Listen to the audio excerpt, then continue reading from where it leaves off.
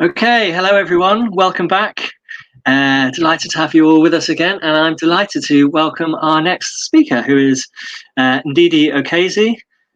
She's the Chief Executive of UK Youth. Just to tell you a little bit about her, Ndidi's background is as a teacher and as a school leader. Before she worked on the secondary education portfolio at the publisher Pearson PLC, and then she spent 6 years on the executive board at the charity Teach First. In her current role, she joined UK Youth just a month before the pandemic hit, which made for quite the interesting and challenging induction into the role. She's going to tell us about how her personal faith plays a role in how she tackles challenges in her job, and is going to advise us all on how to develop resilience in your leadership. So that sounds really interesting and stimulating, and should be very useful for us all. So please take it away, Ndidi. Hi, thank you so much. Hi everyone, thank you to Civil Society Media for having me speak on this. I think considering this is a talk about the role of my personal faith, I thought I would share with you a little ritual I have. Every time I'm about to address a group of people, I say this scripture as a prayer. So Psalm 19, verse 14, and it's, "Let the words of my mouth and the meditation of my heart be acceptable in your sight, O Lord, my strength and my Redeemer." So that's how I would usually have started in my head. So I thought I'd share that with you. This is a really interesting opportunity. So obviously the opportunity to speak about how my faith as a leader has impacted my work, above and beyond the fact that UK Youth itself is not a faith charity per se. It definitely has been something that has influenced my whole life and every role that I've ever had. And I actually don't get that much opportunity to talk about it. So this whole world that we're in can feel quite odd, and I think talking to a room of people that I cannot see is a really fine example of how odd that is. And so hopefully you're all as PowerPointed out as I am. So I'm really just going to take this as a fireside chat approach and just talk to you. And I'm really keen to answer questions and hear from you at the end of it. I don't have rules and tips and lots of things to kind of follow, 5 steps to resilience and all that good stuff. I'm really just going to talk to you about me, and I'm going to talk to you about what I've leaned on, and just hope that somebody is able to glean something that they can apply in their own circumstance. So hopefully that's fine. So maybe to start a little bit about me. I was born in Nigeria. I came here as a baby, and I've lived pretty much in Southeast London ever since. Growing up, I was always drawn to making a difference in the lives of children and young people. I've always been inspired by those that have come before and the incredible feats that they've accomplished for society, things and feats that I think we all now walk in. So truly, the analogy of standing on the shoulders of giants is a very real concept to me. I grew up with a very deep sense of Christian duty. At a very early age, I feel like I've known that I wanted to leave the world a better place, and that I believed in the possibility of better. I've got this quite audacious belief that what we see around us doesn't have to be, and that it is people that will make the decision to change. And so there's a real kind of audacity of hope there, that I've always walked in, and it goes back a really long time for me. And I think alongside that, I personally get quite incensed at the idea of injustice. And being a Christian, I know that God's promises are for whosoever will. And so anywhere or anything that oppresses certain groups of people, that has always just really jarred with me. And that anchor, that focus for me has primarily always been focused on children and young people. So I've always felt that if we can change life for children and young people, then we can change the world. And so as I navigated my way through my career, that's always been that foundational principle, to leave anywhere I encounter better than when I arrived, to find a way to positively impact the lives of children and young people, and therefore to change the world. So nothing too big there.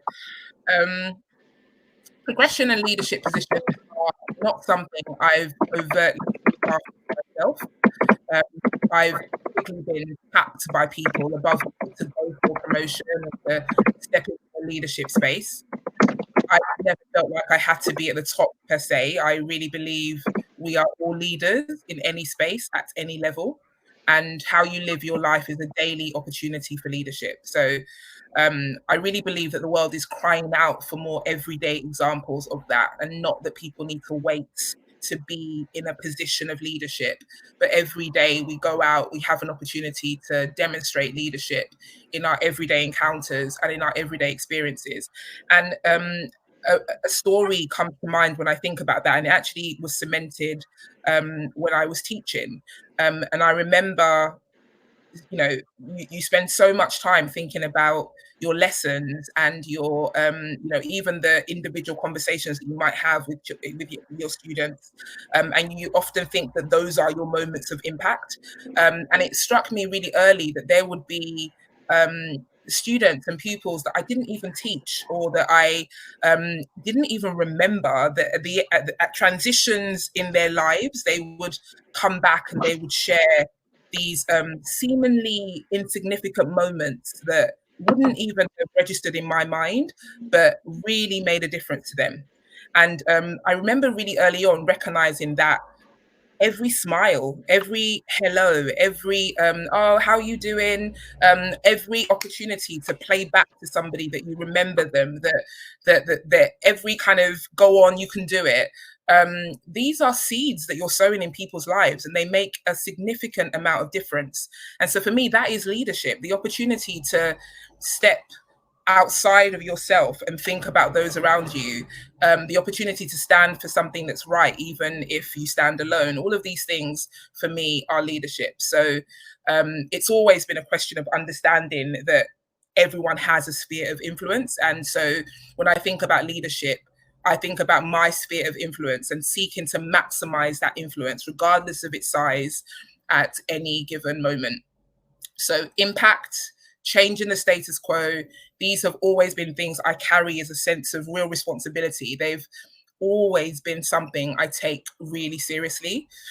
And so, especially as a Christian, as a woman, as a Black woman, as someone from a very humble working class background, all of these ingredients have meant that every step up on the hierarchy of senior roles has almost intensified the sense of responsibility I feel to make a difference, to be better than what I see, and to change the world.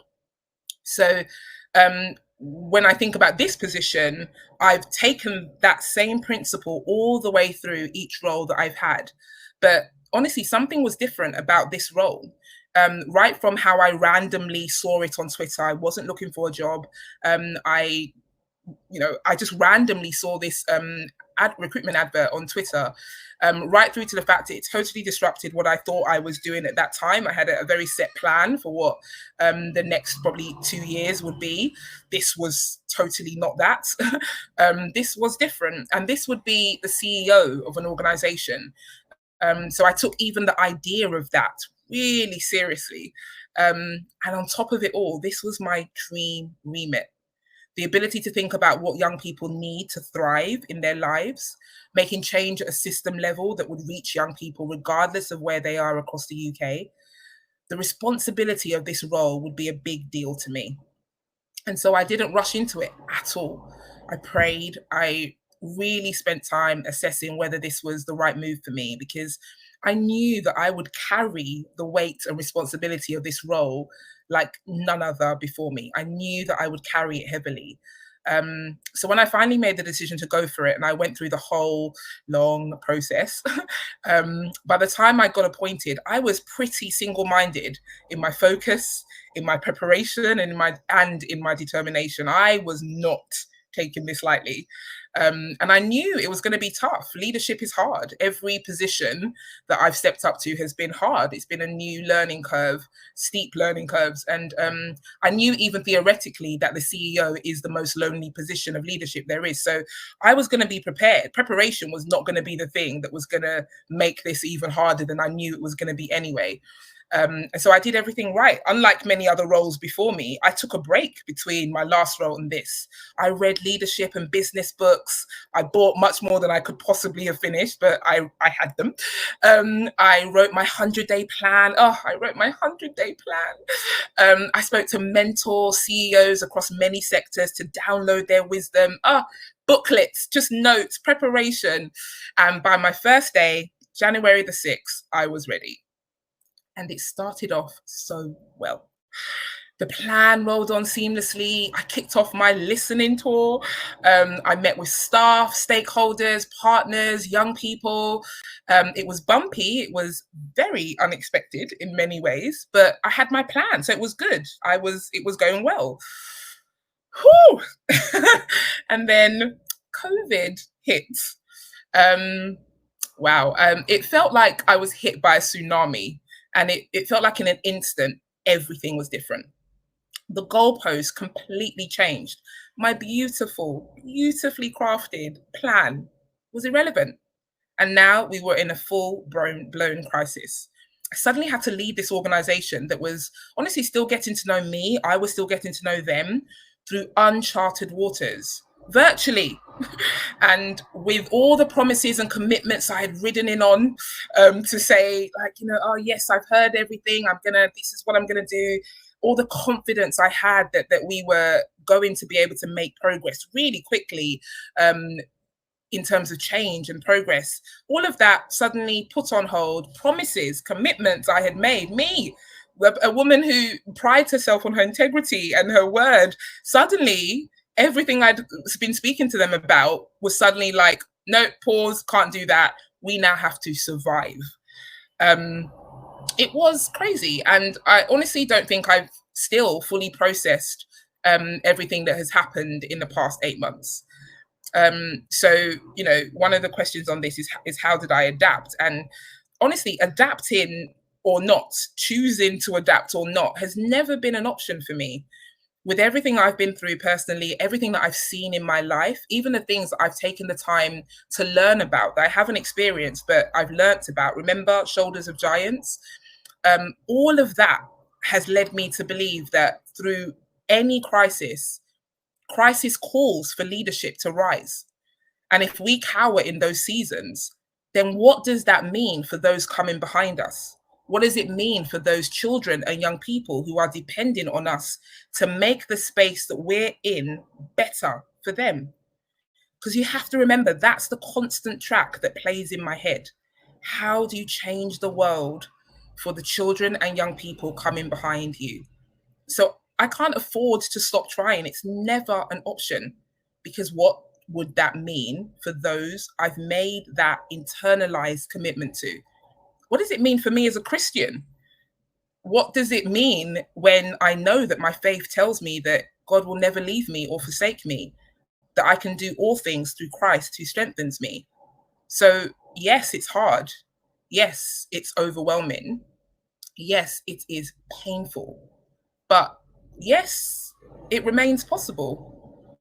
So practically, what did I do? Well, for a while there, I was head down and fighting to survive. I say these words and it's not hyperbole. We were fighting to survive. We were in an environment where not only were our personal circumstances and organizations suddenly upended, but the organizations that we're here to serve, that we're here to support, all of those needs were just exacerbated. What was happening for young people in this time was extraordinary. And so when I say fighting to survive, I mean that on every front. Then you've got what's going on for you personally. My mother lives with me. She's an elderly lady. She's diabetic. So the feeling of needing to protect her. I mean, on every side there was tsunami. That's the word. Everything surrounded by water. So I wasn't taking care of myself. I wasn't even spending time in the Word, the way that I know fills me back up. I was just flat out fighting not to fail.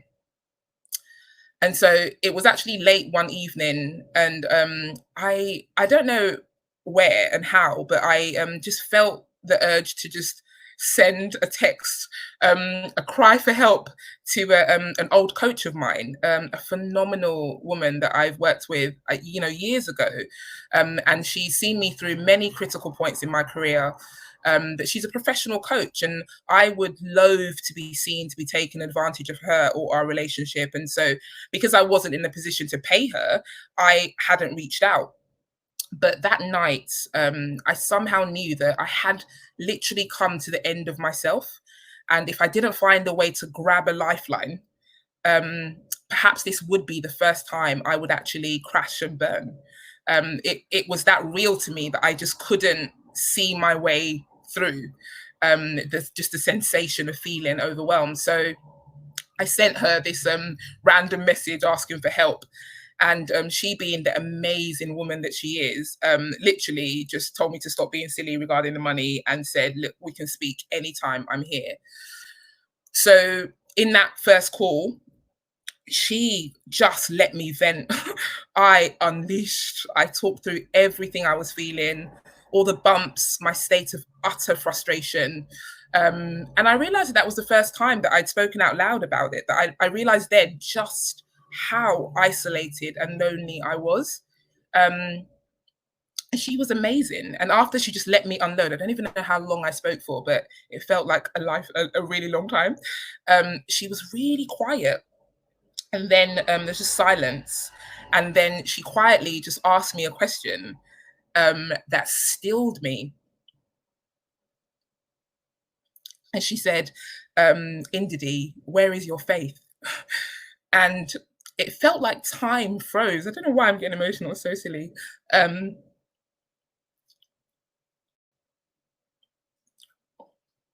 I don't know if she's a Christian, but she knows that I am.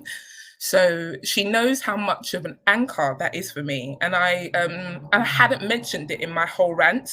I had taken my eyes off of God, and I was allowing the circumstances and my frustrations and my disappointments to completely control me. And I swear, with just that one question, it's like she jolted me back to clarity. And I realized that the difficulty of the journey doesn't dilute the value of the journey. Somehow the journey and the struggle of it, I was somehow allowing that to decide the quality of the journey or my success in the journey or not. And the goalposts remain that this is not about me. And I think in that moment, I had somehow made it about me. This was about me. This was about whether I was failing or not. This was about whether I was going to ruin this organization or not, whether I was going to let down millions of young people or not. The absolute ludicrousy of it. But that's what it had become. And that's not how I see life. That's not how I see my work. But in the whole tsunami of everything, that was something that I hadn't even realized I had slowly allowed to start creeping in. I know this work is not about me. The way I think about my life and my career, it's not about me. My purpose is anchored in making every space I enter better, more equitable, more empowering for those coming behind me. That is how I get up and I keep going. And if I take my eyes off of God, I will stop.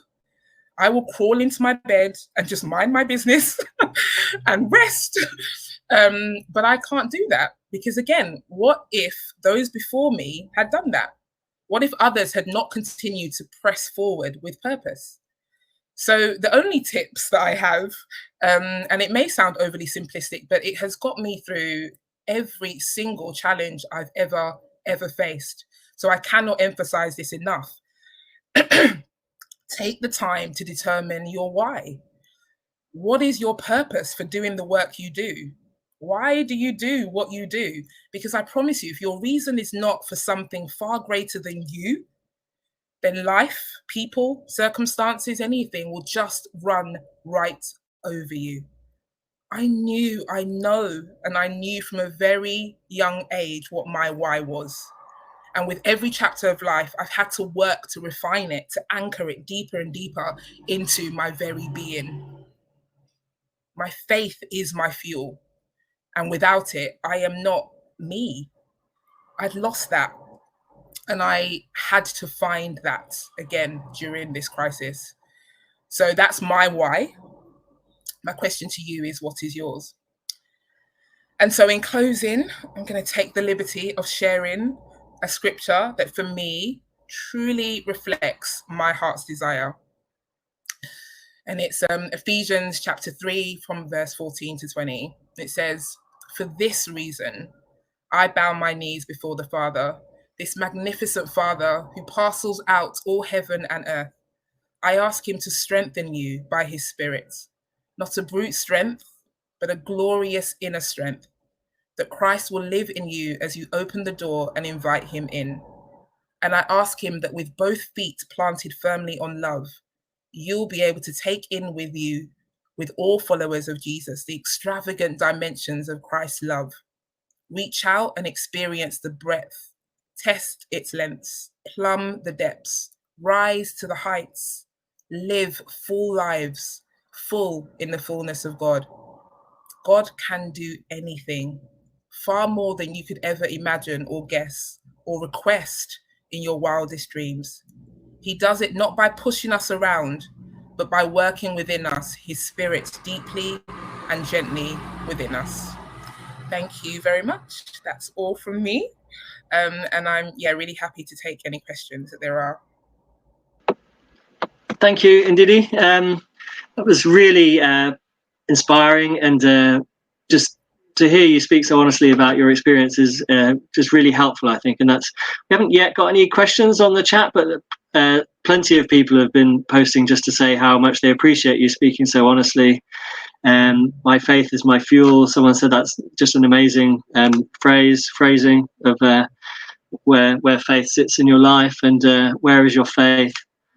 And speaking out loud about problems is such a critical method of dealing with them. They seem less important when articulated vocally. So I think just had one question pop up now from Elaine. She says, do you have any conflict with your colleagues because of your deep faith? Is it shared across your charity? Because of course UK Youth isn't a faith charity as such. Great question. I don't think it's any different here than it's been at every organisation. I think that I don't have conflict because, again, I think as a Christian, your job is to not create conflict. So I think I'm unapologetic about my faith in the principles of my faith.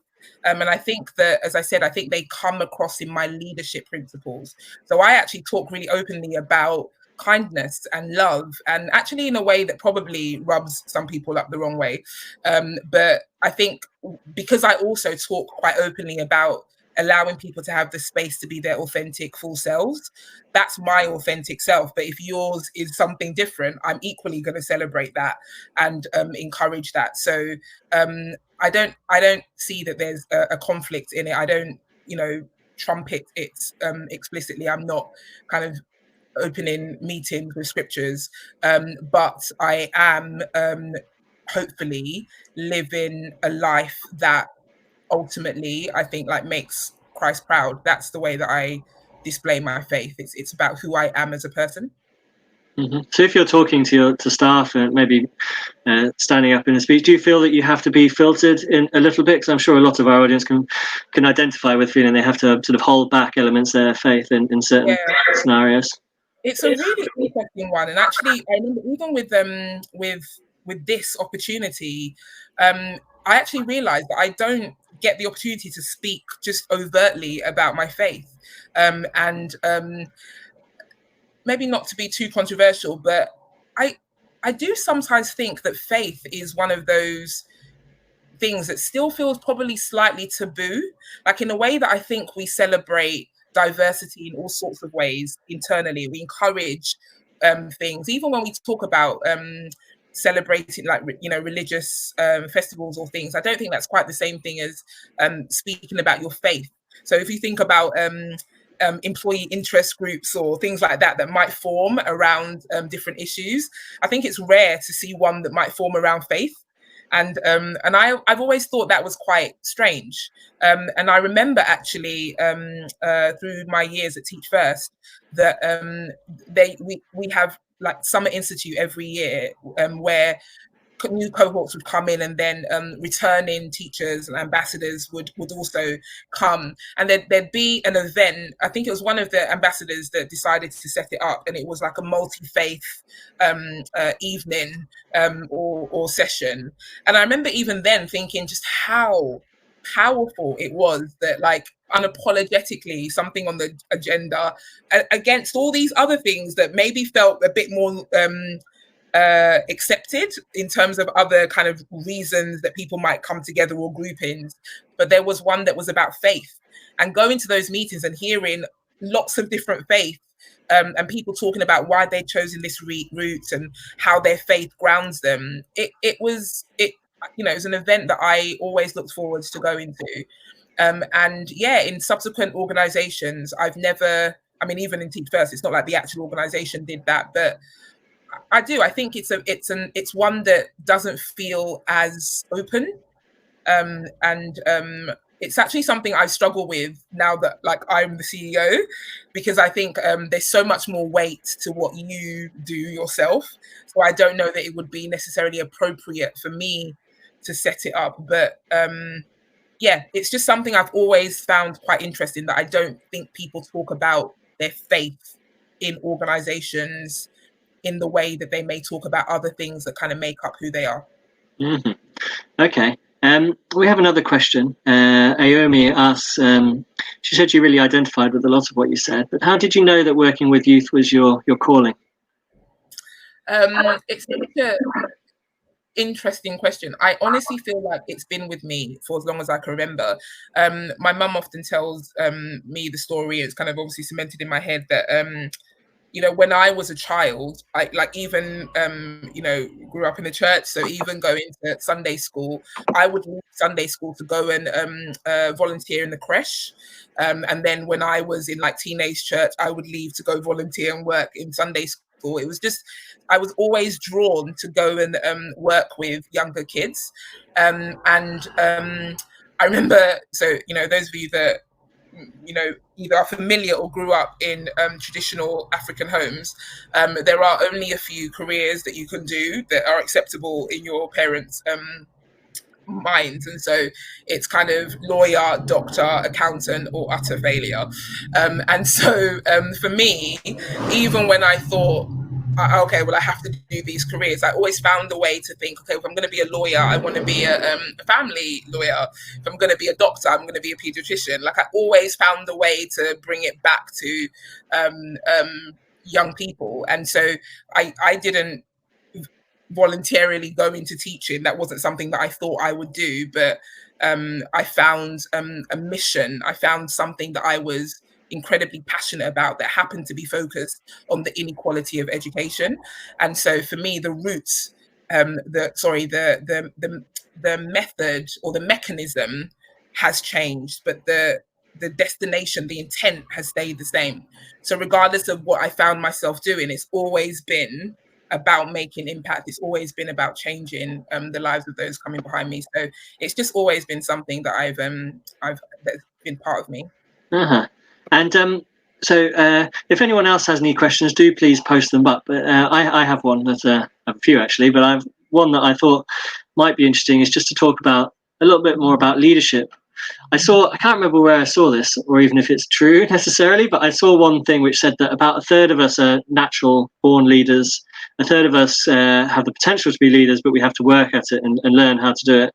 And a third of people, just to be honest, aren't cut out for leadership. So I just wondering if you feel that you fall into one of those categories, and whether you believe that leadership is something that can be nurtured and grown. Yeah, I mean, I really believe we are all leaders. And so again, for me, it's always been such a deep internalized notion that for me, the concept of leadership has never been something that I thought, oh, one day I'll be a leader. Like, I've always felt that in every environment. And I think it's part of my Christian faith, always thinking about role modeling, always thinking about sharing the message of God's love. And so I think that people are different in different ways. One thing I will say is that I think for a long time, I thought that senior leadership looked a particular way. And I thought that a leader in terms of hierarchy, a particular type of person. And I remember when those concepts shifted, because I encountered really different styles of leaders. There are two particular examples that come to mind for me. There's two women that I'm extraordinarily grateful for their example, but one of them is she's the CEO of a multi-academy trust that I sit on the board of, and I've known her for many years through previous roles, and her name is Vanessa Ogden, and she is such a quiet force of leadership. Like, if you were in a room, she's not the loudest voice, she's not the one that's gonna kind of make the most noise. But don't get it twisted, that she is a force of nature in terms of her ability to set a vision, bring people with them, and deliver, most importantly, from my perspective, not just chat, but deliver. So this was an example of a leader that was, for me, it was like, oh, goodness.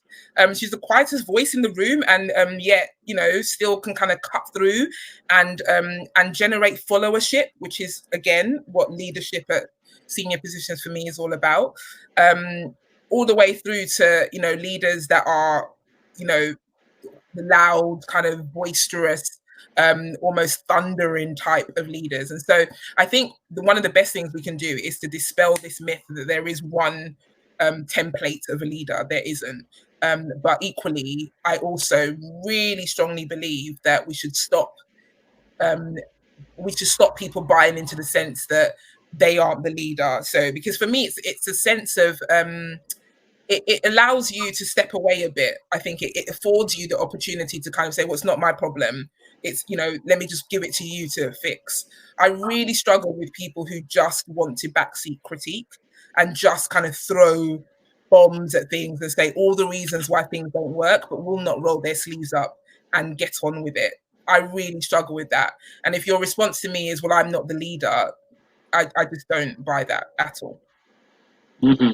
Well, as a journalist, I could certainly be accused of sitting on the sidelines and throwing bombs, but hopefully, hopefully we see the positive side as well. But I love that, because I do think it can feel like an extrovert's world sometimes, can't it? But actually, like you say, some great leaders can be quiet. I can't think of examples now, but if you look it up online, there's very famous people who have actually been introverts who have done great things as leaders. But it's interesting to say that, because, like, it was quite late down in my my own kind of professional journey. Like, I challenge this extrovert introvert thing as well, because there are a lot of people that told me for many years, oh, you're an extrovert, you do public speaking, you're this, you're loud, you're all of these things. And it was all odd to me, because I'd read up all the descriptions and I just thought, okay, but like I didn't feel like that was me until somebody explained extroverts and introverts in a way that really made sense to me, and actually made me realize that I'm an introvert. And people will argue till they're blue in the face to say, oh no, you're not, but I know who I am. But the definition that I thought was really powerful is that it's less about what you do, because I really think you can train yourself to do different things. And I am actually a very shy person. My friends and family will tell you I can be really antisocial. I can be like I said earlier on, like my choice would be to crawl up into bed and just like get on with my life on my own. The duty, the thing that kind of pulls me forward, forces me to do the things that I think need to be done. And just because I might be good at it doesn't mean that's where I naturally would be.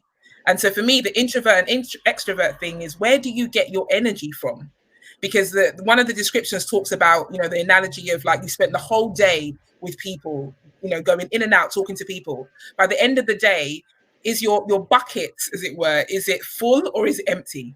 Have you gleaned energy from interaction with people, or are you depleted from giving?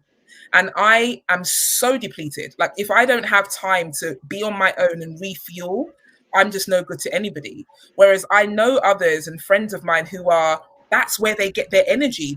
Interacting with people fills them up. So for me, I much more buy that concept of introvert and extrovert. But it goes back to your former question about if leadership is what needs to be done and understanding the jobs that need to be done. I get that, and understand like who is doing what thing. How you choose to do it is not one way, and different people will do it in different ways. But as long as we're all clear, what's the deliverable, what's the goal we're going after, that's for me what leadership is about. Yeah, absolutely. It might be that after 2 hours at a party you feel tired, but that doesn't mean you didn't enjoy those 2 hours. And in fact, we're quite inspiring during those 2 hours. Yeah, exactly. Yeah, we've got another question come in from Ruth. She says the pandemic has thrown into sharp relief many of the injustices and inequalities that exist in our society. How can the faith charity sector offer a lead in doing things differently as we seek to build back better? Yeah, I love this question.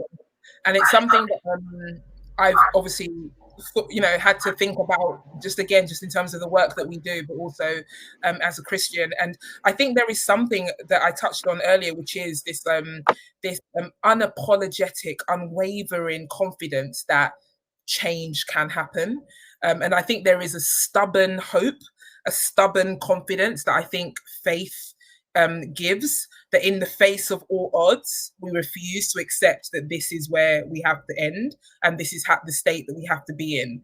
And so as difficult and as challenging as anything is, and this year has been the most, I think that faith leaders should be at the forefront of allowing that faith that drives us to keep going, to influence how we talk about even the problems that we're encountering.